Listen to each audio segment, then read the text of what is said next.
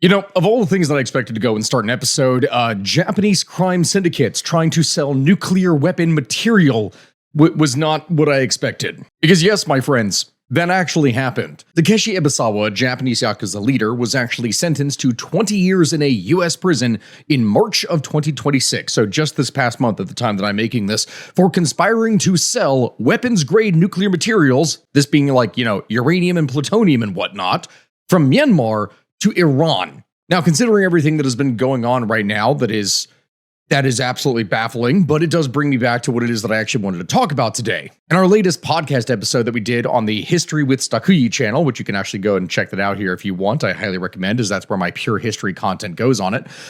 We covered the rise of the Yakuza in the 20th century. Really? The moment I'm talking about crime and nuclear weapons, and now you get involved. Every time, my friends, I swear, I can't not do this without her getting involved. This is Moonbeam, for those of you who are uninitiated, my war crime-loving cat. But yes, my friends, in our latest podcast episode, we had covered the rise of the Yakuza in the 20th century. From the ashes of World War II, various groups had formed to protect the neighborhoods that police, quite frankly, simply couldn't. And from there, we had talked about their rise to power and their cover businesses, which were primarily in construction and real estate. We also discussed how in the 50s and 1960s, where they actually worked with the police in an almost symbiotic relationship, which is a weird thing to talk about, but that was actually the case. Wow, I mentioned the police and you hop off of me. Really?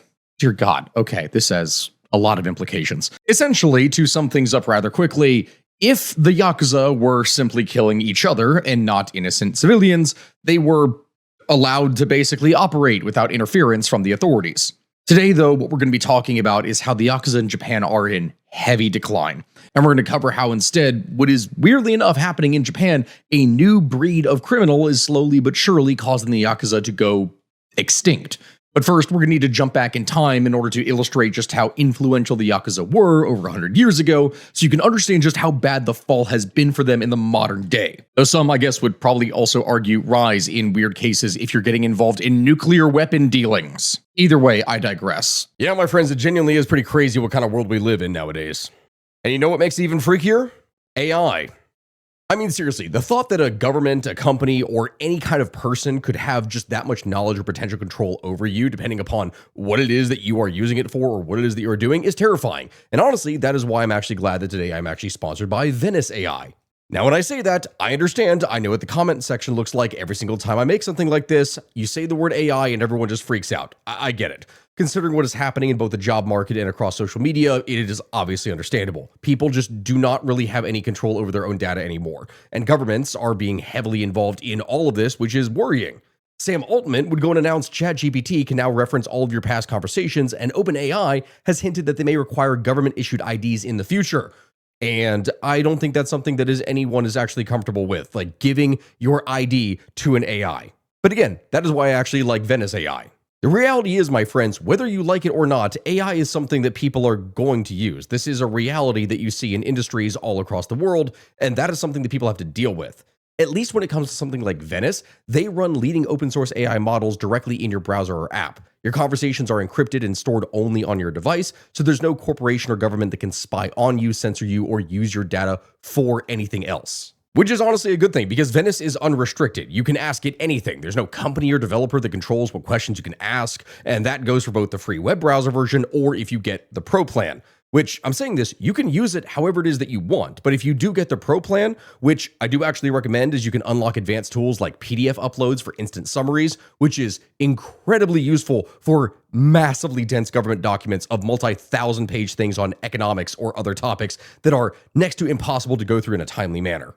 It really is useful, and along with that, you can get safe mode off for uncensored image generation, custom system prompts to shape your AI's personality, and higher usage limits. It actually is nice, especially for students or businessmen or any people who would actually use this as a useful tool. I'm not telling you to use it as a content creator. That is something that I definitely do not recommend, but especially for students, it's pretty nice. You can easily try it out for free by clicking the link down in my description, and also get a 20% off the Pro plan if you go and do that. It is something that is useful as a tool, but I am telling you this right now, do not use AI as a crutch. Use it as a tool to better yourself, not to become reliant. Thank you, Venice AI, for sponsoring my channel and allowing me to actually create content and feed my very human editors and co-researchers and other people. And with that, back to the show. To fully illustrate just how entwined the Yakuza were with Japanese society, we're going to have to give you a few examples of the Yakuza going and intersecting with everyday legitimate businesses for monetary gain, because quite frankly, they were involved in a lot of things. And for one, the name Yakuza actually derives from a playing card game called Oicho Kabu. A particular hand in that game gives the player the numbers 893, which, from that, if you pronounce those numbers in archaic Japanese, it helps to give the name. Now, Nintendo, yes, that Nintendo, because of course they have to be involved in evil practices somehow. They started in 1889 as a playing card company. And the Portuguese had actually introduced playing cards to Japan before they imposed self-isolation on themselves for a couple hundred years. But in that time, since they were already introduced, gambling became so popular with these cards that the use of traditional playing cards was actually banned entirely. So, to get around this, the Yakuza would play a game called Hanafuda, which would use hand-painted cards that would usually consist of paintings of animals. Oicho Kabu is a game that is played with Hanafuda cards. So, in 1889, when the company first began, it was selling Hanafuda cards, and the primary customer base of the company was, yeah, you guessed it, the Yakuza.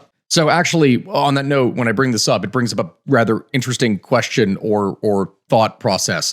Would Nintendo have ever existed in the modern day and age if the Yakuza didn't? Sounds weird, I know, but if these hardened stone cold killers didn't find a workaround to still illegally gamble on Hanafuda decks, would Mario and the rest of the Nintendo stable of characters actually have never been created?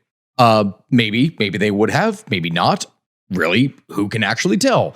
It's still kind of funny to think about. Either way, that's more of a side note. If we go and fast forward quite a bit of time, by the 1960s, Nintendo had become a successful company and they started branching out into different fields. They tried a multitude of business models, including instant rice manufacturing and a taxi cab service, before settling on the Love Hotel industry. Yeah, if you're not familiar, because this is a real thing, Love Hotels allow one to get a room with a bed for nightly or hourly rates in order to perform the horizontal mambo. That is the actual legitimate history of Nintendo.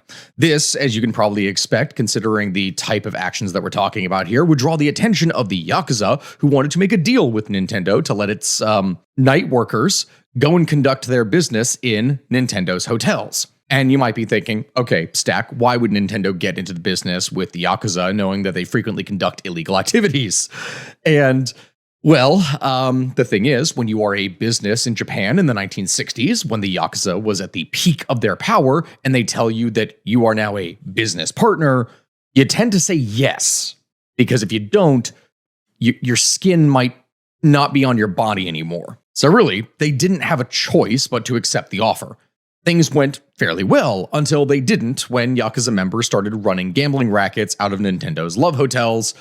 And while they did bring Nintendo's Love Hotels more business, yes, Nintendo felt uncomfortable with being at the mercy of the Yakuza, and by the late 1960s, the company would sell off its Love Hotel properties to get out of the business for good. And you would think at this point that would be the end of all relationship with them. And you're kind of right, except for, aside from this, Nintendo would have one more significant brush with the Yakuza years later. This being because during the 1980s, Nintendo had taken over the home video game market, and when it planned to debut its next console in 1992, the Super Nintendo, they knew that it would be a smash hit before it was ever released. How was that? Well, because the Super Nintendo, or Super Famicom as it was called in Japan, broke all kinds of pre-sale records and was so hotly anticipated that Nintendo knew it would draw the attention of the Yakuza. One of the Yakuza's prime ways of making money was scalping and selling items on the black market that were hard to find. The Super Famicom was about to be the hottest item of the decade so far. And because of this, Nintendo actually took preventative measures to keep the Yakuza from intercepting the shipments of the console, stealing them, and then selling them on the black market. So, in a move called Operation Midnight Shipping, they tricked the Yakuza to ensure that their product reached store shelves. The story goes that in the early hours of the 21st of November 1990, 300,000 Super Famicom consoles were quietly loaded into vans and distributed across the country, before the Yakuza, or the majority of Japan itself, had woken from their slumber. The operation was kept top secret, with only a small handful of people being made aware of when the trucks would actually be leaving. where they were heading, and what cargo they actually contained. As a result, the Yakuza actually ended up empty-handed, and all 300,000 launch systems got to their rightful owners. Which feels like that's the normal way that things should have gone, but when you're dealing with crime syndicates, that's always a questionable thing. The next company that we're going to be covering here is one that actually might make a little bit more sense considering some of the products that they've released. It's in the same vein, which I know is going to sound weird, but there is a more in-depth connection to the Yakuza in the case of the Japanese game developer and manufacturer Sega. In the book, The Untold History of Japanese Game Developers, the author would go and interview a man involved in the Yakuza who demanded to be interviewed under the condition of anonymity. He would tell a story about how one of the Japanese game developers' sisters was actually kidnapped by Yakuza gangsters, quote, at the behest of a leading Japanese game maker, end quote. That is absolutely wild. Now, because this interview broke multiple NDAs, the man was referred to in the interview as Hideo Nanashi. And the story he told really does illustrate the power and the reach of the Yakuza in the 1980s and leading into the 2000s, even when the story occurred. Nanashi would provide context for why the Yakuza would ever be involved in the video game industry in the first place. And it's best to just quote him here, so that's exactly what we're going to do, and you can understand what I'm talking about. In Japan, you have these evil companies that always crop up, and unlike the West, in Japan, there's a perception that play is bad, the opposite of hard work. So amusement-oriented industries inevitably become infested with evil companies and ties to the underworld. Take arcades, for example. In legal terms, they're covered under laws regarding the entertainment and amusement trades, so they're managed under the same laws that regulate the adult or pink industry. Because of that, the underworld gets involved. The only companies that have been able to do business while staying clean are probably Nintendo and Namco. End quote. This particular video game company's name was redacted in the published book because it could literally get Nanashi killed if he was identified. And then he went on to tell the story of how his sister was kidnapped because he was actually scheduled to be a witness in a patent trial in support of Nintendo. Now, he knew it was done by the Yakuza and he knew who'd sent them, and in a fury, he responded by getting a hold of one of the company's arcade cabinets and hiring a flatbed truck driver under the table to take the arcade machine to the company's headquarters and having it pushed off the back of the truck, presumably smashing into 1,000 pieces. Likely assuming that he had hired his own Yakuza members to do it, the company had his sister released almost immediately upon discovering the literal corpse of one of their machines on their doorstep. It all sounds made up. It sounds like something that you'd see in a comic, but no, this is real life. Nanashi would also go on to go and reveal that the company was hell to work for, and that during his time there, he witnessed the use of something called quarantine rooms. Rather than being a nice place to wait out COVID or anything like that, these rooms were where employees who were considered problems would be sent to. The windowless rooms would contain a phone and a computer for each employee to use, but they were given literally no instructions on what to do and were only told to remain at their desk during office hours. They were literally placed in an entirely different floor away from the rest of the company. And this was all done in an effort to just force them to quit because Japanese labor laws make it actually somewhat difficult to fire an employee. So instead, they pay these people to be so bored at their jobs that they would quit. And that's a real thing that actually goes on to this very day. I probably need to look more at Japanese labor systems because they have a lot of problems.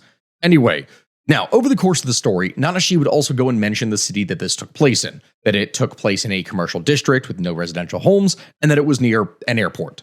But when the story was printed, the company's name was redacted through the use of asterisks, and interestingly enough, instead of just writing something like redacted, they wrote a series of asterisks, and the number of asterisks correlated to the number of actual letters in the company's actual name. The name consisted of 4 letters.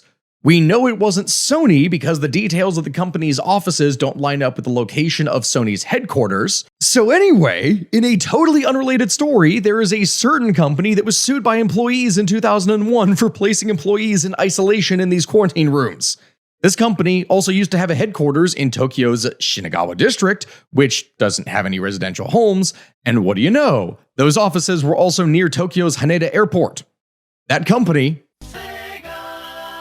Nanashi mentioned how the company was so involved with the Yakuza that members of the company's board of directors had missing fingers or partially amputated fingers, which is a practice only conducted in Yakuza circles as a sign of atonement. And so, in yet another sign that the Yakuza involvement never really stopped, in January of 2015, a member of the Kobe Yamaguchi Gumi, which is a Yakuza group here, was arrested for shooting a light out of the home of Hajime Satomi, the president of Sega Sammy, the parent company of Sega's gaming division. The Yakuza member also left 3 unfired rounds on the man's doorstep as a warning. So yeah, for anyone who is curious, it turns out that the Yakuza series of video games are actually so incredibly good because they had real insider knowledge of what the Yakuza lifestyle is like.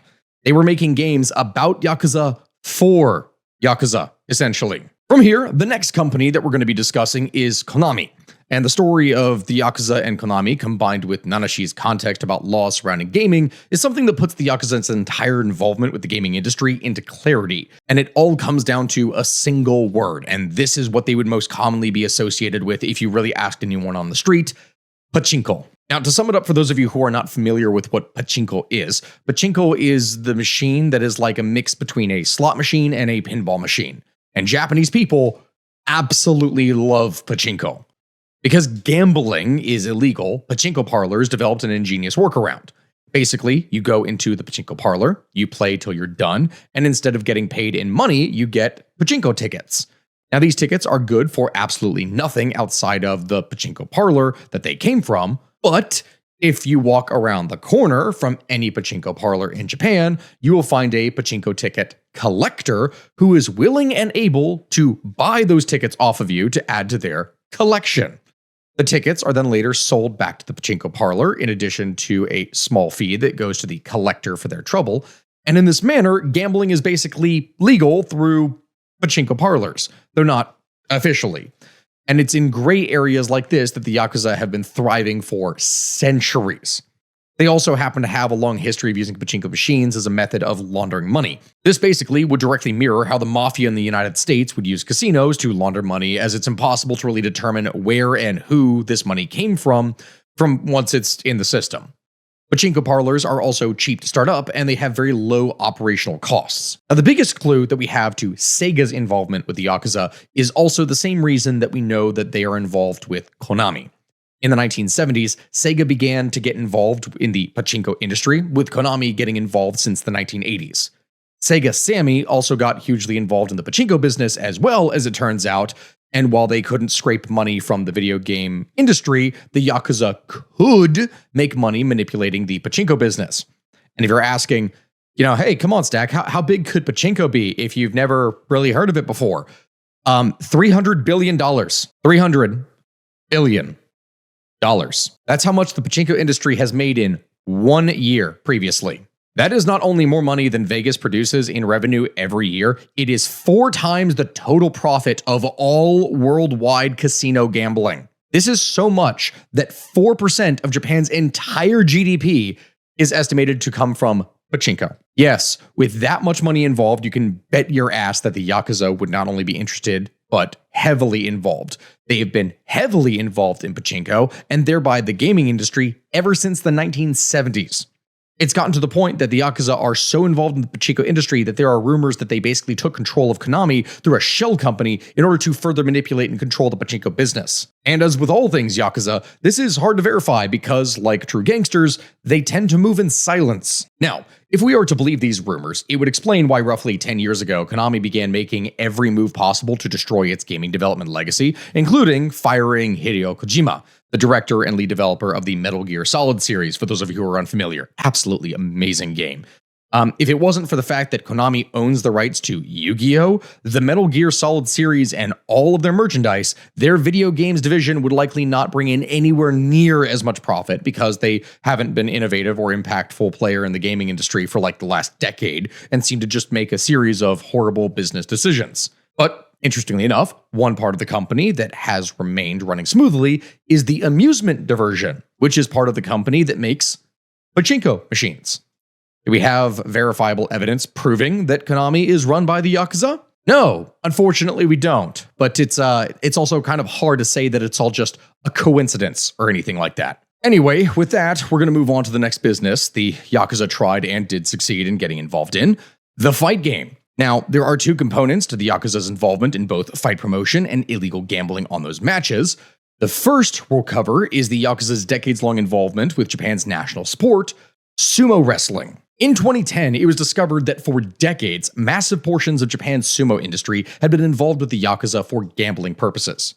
Now, in Japan, gambling is illegal, as I've said here before, so due to the fact that honor is a component of the sumo code, the fact that the sport was involved with illegal activities was already shocking enough to the Japanese public. Now, how wide did the scandal reach, you may wonder? Well, according to The Economist, it included members of the Japan Sumo Association, the JSA's executive board, and sumo stablmasters, the sport's name for the coaches of the individual competitors. Even the chairman of the board was in on it. He got fired for his part in the scandal, and 11 directors of the JSA were suspended. Even worse, the sumo wrestlers themselves were irreparably intertwined, with some having gambled on baseball as well as sumo matches, and others paying blackmail money to the Yakuza to keep their involvement quiet. Overall, according to the Wall Street Journal, 65 members of the already very small sumo community were involved, a staggering number for fans of the sport to wrap their head around. While dealing with this news, it was announced that the sport's number 2 wrestler, Kotomitsuki, and his stablemaster, Otake, would both be banned from the sport for life.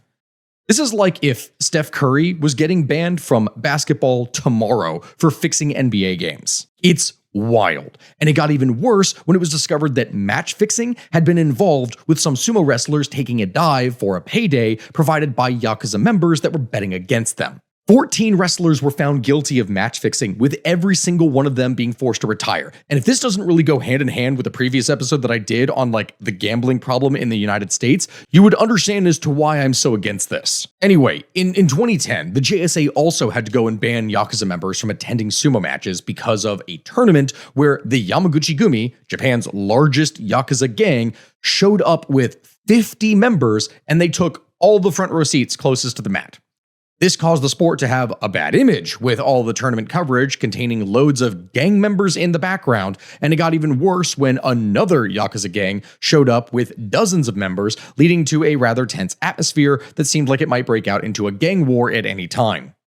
Because of this, Japanese broadcaster NHK decided to opt out of airing matches live and chose to only air highlights of the match to reduce the appearance of endorsing the Yakuza's involvement. Overall, the sport of sumo is something that has kind of suffered a series of traumas from its involvement with the Yakuza, and even as recently as 2022, sumo wrestlers and stablmasters have been discovered to be gambling and been removed from the sport for it. It's an issue that they are still struggling to deal with, and it's something that has brought a lot of shame, especially considering how Japanese society deals with it. The other kind of fighting, though, that the Yakuza got involved in was mixed martial arts. In 1997, Pride Fighting Championships was started as a serious competitor to the UFC, and the Yakuza were involved from the very start. Pride's very first event, Pride 1, that was something that was organized by 3 men. One of those men was Hiromichi Momose, who was a known Yakuza member who had supposedly retired from criminal life to become a poet. Seriously, if you actually Google the guy, right now, if you go and you Google him, it will show his occupation as poet. That's the internet. So for any of you who challenge me here first, just look that up first. Either way, though, the crazy thing is that Momose went and contributed 50 million yen to acquiring the rights to have the fight at the Tokyo Dome, as well as to acquire broadcast rights on Fuji Television. If it wasn't for this investment, Pride FC would never have gotten off the ground. So that is interesting enough, but guess what? He's further involved, because this is another story that's just so weird and specific. Years later, a young Quentin Rampage Jackson would joke with the Japanese fighter that he was going to mess with an old man that he saw sitting ringside at every Pride event. That man wore the same hat every time that said "Young at Heart" on it, and he'd seen him sitting next to Japanese fight legend Antonio Inoki in the past, but he didn't know anything more about him. So, in a suddenly very serious tone, the Japanese fighter's face dropped as he turned to Jackson and said, and I quote, "You don't know who you're messing with sometimes. Don't do it. Leave him alone." End quote. Turns out, the man with the young at heart cap was none other than Hiromichi Momose himself, who was reviewing the fruits of his investment. And if a fighter had tried to pick a fight with him or do something with him thinking he was just some old man, that could have gone very, very, very poorly. Either way, though, the Yakuza's involvement with Pride went way beyond just sitting ringside, though, as sometimes they would actually appeal to the Yakuza by letting them, I'm not going to say necessarily fix a fight, but by getting involved with determining how it was run to the point that it was basically almost fixed. Like, one of the things they would do is they would contact a few fighters and they would say that a spot had come up open for a fight on short notice. Sometimes this would put that particular fighter up against a far superior fighter, but the fighters didn't necessarily care about it because Pride would pay their fighters well, and that's all the fighters really cared about. It doesn't change how dirty and sneaky Pride's tactics were. Sometimes they would go as far as to tell a fighter to take a fight and prepare them a few weeks before it for that particular fight, and then right before it would happen, they would switch out that fighter for someone else who fought a completely different style of fighting, so all their preparation was basically for nothing. Back then, before the days of the UFC and mixed martial arts training, being well-rounded, fighters trained for one. Back then, before the days of UFC and mixed martial arts and training being more well-rounded, fighters typically trained for one type of fighter, and doing something like changing the type of fighter to something the opponent hadn't trained for was often big enough of a disadvantage to tip the scales and bring a more predictable enough victory for the Japanese fighter, for the Yakuza, to feel safe enough betting on them. So not exactly a fix, not exactly, but it was definitely a dirty move. Definitely a dirty move, and this was a very common practice. In those days, 30 years ago, an organization that ran itself fast and loose could basically get away with doing these things that Pride FC got away with in order to please their Yakuza backers. A kind of hilarious example of this is the fact that they tested fighters for drugs, yet none of the drugs they tested for were performance-enhancing drugs. That's right, this meant that fighters were juiced to the gills, roided out, and pushed to their limits of what is actually safe for the human body, but it made for a great fight, and that's all that actually mattered, as long as they weren't on grass or something like that. That's where they would have a problem, so all the other stuff was allowed. Pride got away with this for so long because they had a habit of only giving most fighters a 2-week heads-up notice about what fighter they were actually going to be fighting. It's crazy, but this was the way that they did business, and it left fighters at a serious disadvantage. For those of you who aren't MMA fans, this would never be allowed to happen these days, for numerous reasons. So, you're probably then wondering, how is this allowed? Why is this something that worked? Well, it wasn't, in the end. Pride had 3 main sources of income. You had the TV contracts, which were the most lucrative, ticket sales from live events, and the Yakuza. The Yakuza provided some of the funding for Pride's overhead expenses, including the fighters' salaries. Pride fighters were the best paid MMA fighters in the world at the time, and the Yakuza did this because they knew they could make a ton of money from gambling on the fights and also from bookie fees. They crossed the line when they started purposefully influencing fight outcomes by giving fighters short notice, and this was a step just short of match fixing. This was fine as long as it was all behind the scenes, and it was unknown to the public until around 2006 to 2007. Because what happened was different factions of the Yakuza were competing with each other to control the gambling game, which was a multi-million-dollar racket. The first president of Pride sided with the wrong Yakuza faction, and he was murdered in his hotel room. They made it look like he had taken himself out, you know? So if you can murder the president of the largest MMA organization in the world and get away with it, there really is no messing with the Yakuza. The new president of Pride took over and allied with the other Yakuza group, and this would continue on for several more years. Finally, the Japanese TV companies discovered the Yakuza connection in Pride, and it was, from that point, basically over.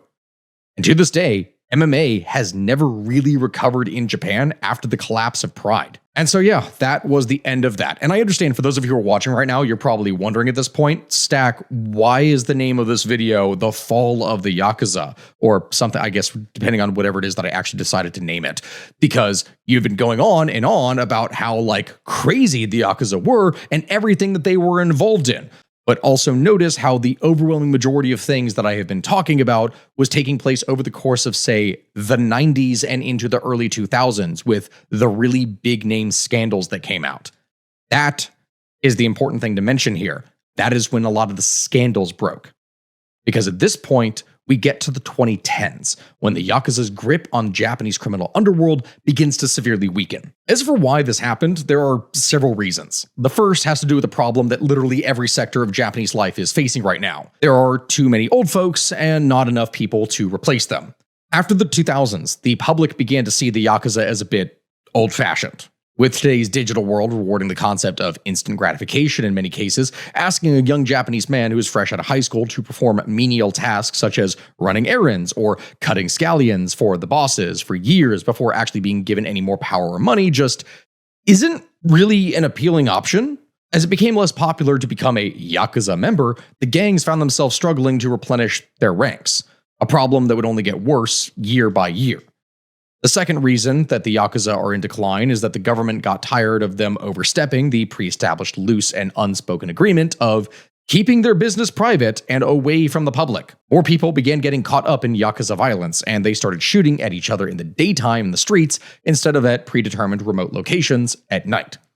The authorities would push the government to pass a series of laws in 1992 restricting the rights of the Yakuza. They weren't allowed to have publicly visible offices, which had traditionally been the center meeting hubs for gang members. And yes, that is a thing that they could actually do before. They actually had public offices with their services listed on like placards and things like that. That's how involved gangs were in everything. The police now had more rights to search gang properties and to arrest bosses and senior members for crimes committed by their junior members under the orders. This was further improved on in 1995 when the Japanese government passed the Act for the Prevention of Unlawful Activities by Criminal Gang Members. This made traditional racketeering much more difficult. In 2000, the police were allowed to use wiretaps to investigate suspected Yakuza activities. In 2006, a series of measures were taken to exclude organized crime syndicates from various sectors of businesses, including the stock market, sporting and athletic communities, and public works projects. Investigators would go and weed out groups and companies with Yakuza affiliations and cut off government funds to those groups, with particular attention being paid to public works projects connected to the construction and transportation ministry, because the construction field is where a lot of Yakuza had actually gotten themselves involved in to legitimize their business. Because the Yakuza's favorite cover was this construction and real estate side, that actually worked in affecting their bottom line and led to a serious decline. Along with this, the National Police Agency and other government departments began to pressure businesses of various sorts to sever ties with the Yakuza. The country's finance ministry, for example, has directed banks to step up safeguards to prevent money laundering, to cut off loans to mob-related activities, and deny bank accounts to individuals with known gangster ties. A new gun law that was passed in October of 2007 included a maximum fine of 30 million yen and a prison sentence of 5 years for life for firing a gun on behalf of an organized crime group. As time went on and Japanese authorities found defects in their own laws and the Yakuza started exploiting loopholes, the anti-Boryokuden law of 1992 would undergo two notable revisions, 2007 and 2012. In the 2007 revision, most notably, signature traditions such as ritual finger cutting and coerced tattooing were prohibited, and there was strengthened support to those individuals that were wanting to leave Yakuza groups. The 2012 revision sought to cure the defects of the previous version of the act by eliminating the need for cease and desist orders before the police could actually make an arrest. In other words, the level of bureaucracy decreased, which simplified the process by which police could arrest Yakuza members. You no longer needed to basically send them a letter telling them, hey, stop this illegal activity. Instead, they're just like, okay, we have reports they're doing this illegal activity, we have some evidence of it, crack down now. They could just do this instead of the gang members going underground for a while and then coming back after being in hiding for a bit. As these new laws were increasingly enacted, the Yakuza's power was severely constrained. Then, in the 2010s, the government passed even more laws to make it more difficult to be a Yakuza member or even do business with the Yakuza. Today, if you are a Yakuza member in Japan, you can expect to not be allowed to do the following things. Financial institutions ban transactions of not only gang members, but also citizens who have close contact with them. Life insurance companies have established a clause in their contracts that allows them to cancel contracts of members of crime syndicates. The Association of Auto Dealerships also set up a policy clause that bans vehicle sales to gangsters. Some municipalities refuse to rent public housing to mobsters. At the end of 2011, all 47 prefectures of Japan had ordinances making it illegal to have ties with gangs. Under the nationwide ordinances, firms that help the Yakuza earn money will be warned, and their names made public if they refuse to sever their ties. Repeat offenders face fines of up to 500,000 yen, and company officials can face jail times of up to a year. The police found a way to reduce the reach and ability of the Yakuza, not by, going after them specifically or cracking down very hard with, guns and everything blazing, but just by making being a Yakuza so much more difficult to have any kind of prosperity and shaming anyone who associated with them. This has been referred to as the name and shame approach. And to our Western minds, it might not seem like it would actually be that effective, but due to the fact that Japan is a society that is heavily based on honor and trust, it actually worked. I don't want anyone who is watching this right now to think oh wow, we should definitely be advocating for these specific policy changes in places like LA or Chicago or Baltimore. Surely that'll stop the gang problems there. No, it will not. It's a very different system. But in this particular case, with specifically the background of everything I've explained with Japan, that is what works. The names of companies that do not heed such admonishments will be publicly identified as having close relationships with gangs. These companies would find it impossible to be able to get new bank loans, society would lose confidence in them, and their business would be then endangered. What is particularly vexing to the Yakuza, however, is that any payments to the Yakuza are criminalized. For example, if the Yakuza are, say, blackmailing you or extorting cash from you and you pay them off, you are no longer a victim. Under the new laws, you are actually also a criminal. Thus, for most people, the benefits of throwing yen at the Yakuza to keep them quiet has faded, because regardless, they would still be a criminal. Blackmail and extortion are huge moneymakers for the mob in Japan. In 2010, roughly half of all the people that were arrested for the crime of kyokatsu in Japan were Yakuza members. But hush money can be a big business only when people actually pay you to hush up. When they start going to the police as soon as you try to shake them down, the business model completely falls apart. Because of all this, the price for being publicly linked to the Yakuza is not just public humiliation, it is also increased police scrutiny, it is possible punishment, and for businesses it can mean huge losses of revenue, cash flow problems when banks refuse to loan you money, revocation of licenses, and possible termination of any rental agreements that you have for office space. Literally, you could lose your office entirely, even if it's completely unrelated to your Yakuza dealings, because that legitimate business is now tied to them. For any small business, being outed as a Yakuza front company is more likely to result in just bankruptcy or eviction.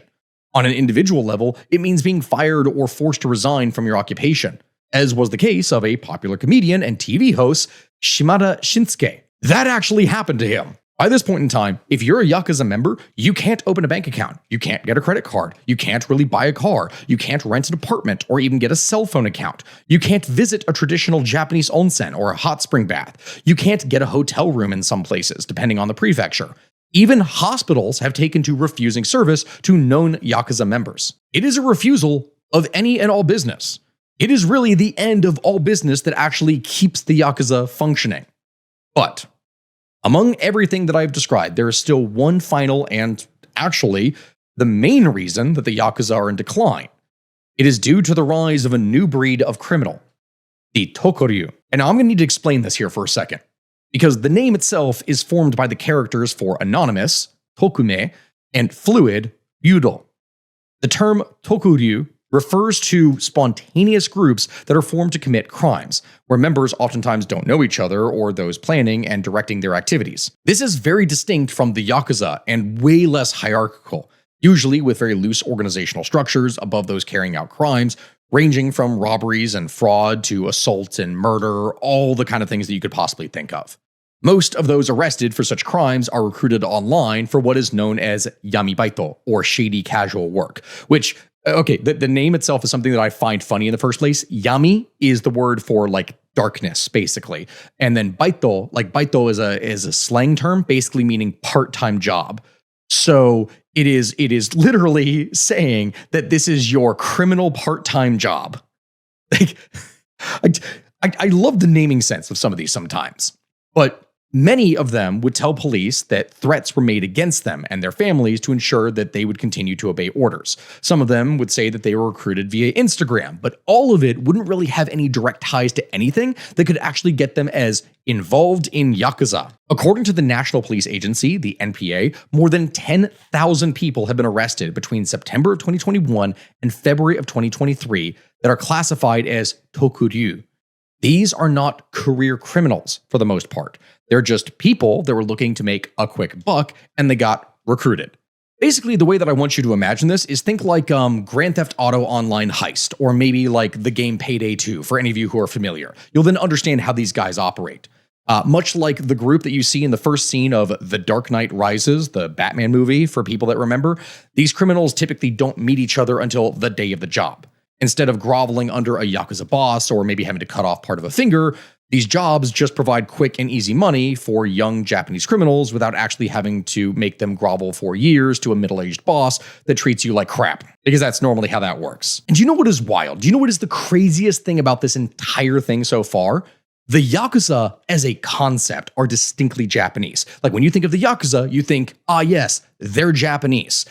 When in reality, the history is a little bit more mixed as you go further back, and we cover that here in our podcast episode. But either way, they're distinctly a Japanese concept, but the biggest Tokuryu boss that has been apprehended so far, who went by the alias of Luffy, as in Monkey D. Luffy, the main character of One Piece, he didn't even live in Japan.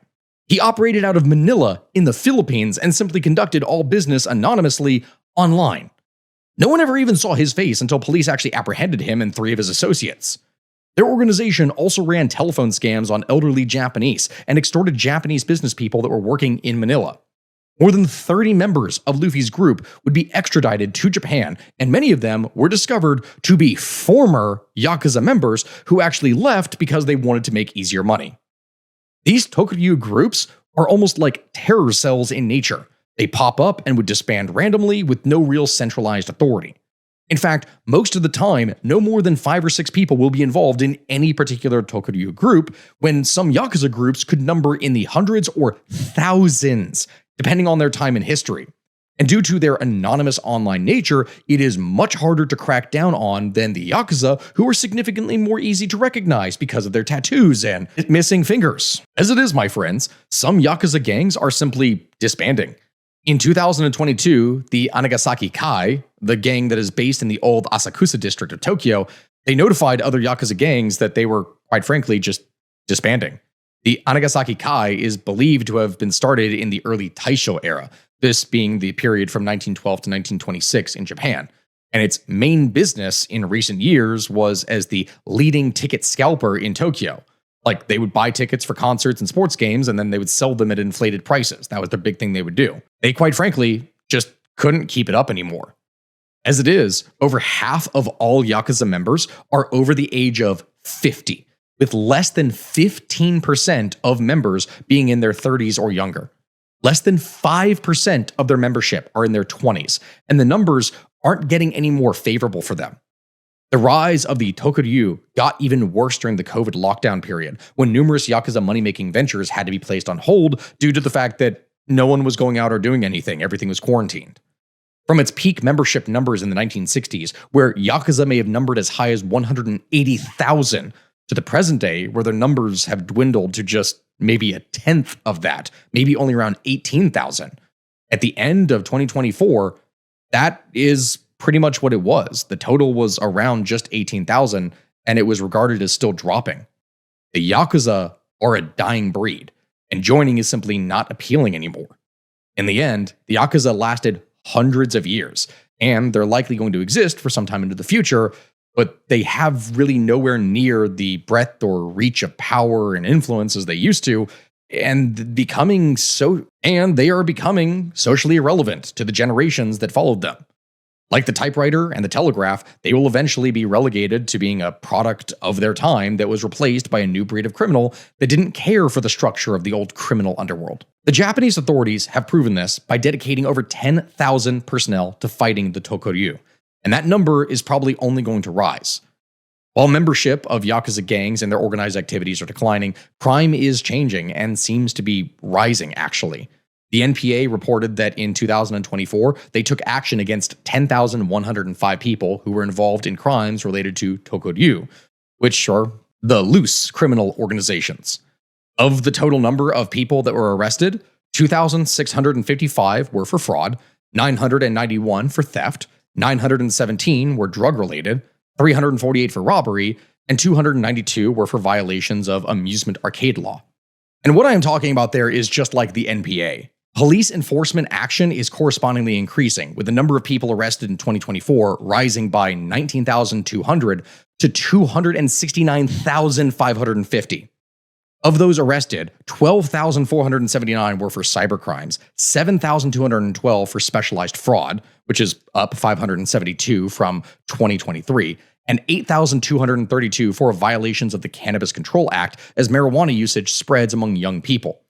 As crime involving Tokuryu groups have increased, police action against Yakuza has declined, as the NPA only took action against around 8,249 members of organized crime syndicates in 2024, which is a record low and a decrease of 1,361 from just the previous year.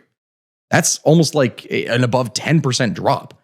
This new crime wave is not the Yakuza that many people have associated with crime in Japan in the past. They are being replaced by the Tokuryu.